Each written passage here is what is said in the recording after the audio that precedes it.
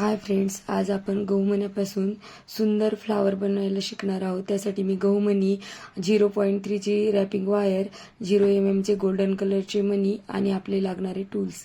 आता मी wrapping wire ही 1.5 inch अशी मोजून कट करून घेणार आहोत। त्यानंतर अशी कट करून घ्यायची आणि त्यानंतर आपण गहूमणी हे 7 आणि 0 mm चे गोल्डन कलरचे मणी हे 7 असे मोजून घेणार आहोत।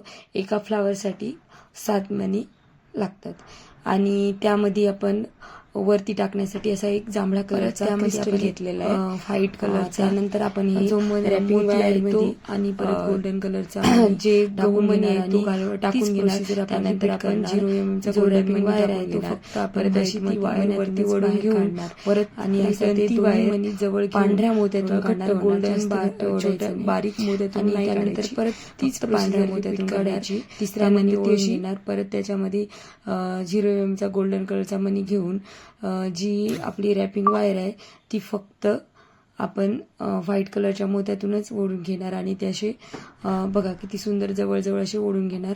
आता यामध्ये आपण 5 मणी ओढून घेतलेले आहे। परत आता एक आणि म्हणजे आपल्याला 7 मणी ओढायचे आहेत, तर आपण आता 7 मणी ओढून घेणार।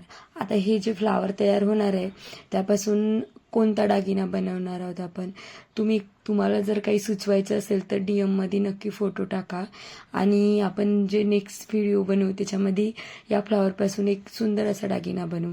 आता बघा आपल्या जे मणी आपण ओढून घेतले त्याला आता छान फ्लावरचा आकार आला आहे।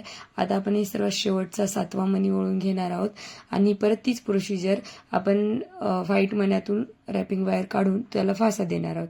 आता बघा छान असा आपल्याला फ्लावरचा आकार दिसेल। ती उरलेली वायर आहे ती बॅक साईडनं घ्यायची आणि 2 मोत्याला घेऊन असा प्रत्येक 2-2 मोत्याला घेऊन अशी फासा द्यायचा, जेणेकरून ते दोन्ही मणी जवळ जवळ येऊन असं फिट्ट होतील आणि आपल्याला छान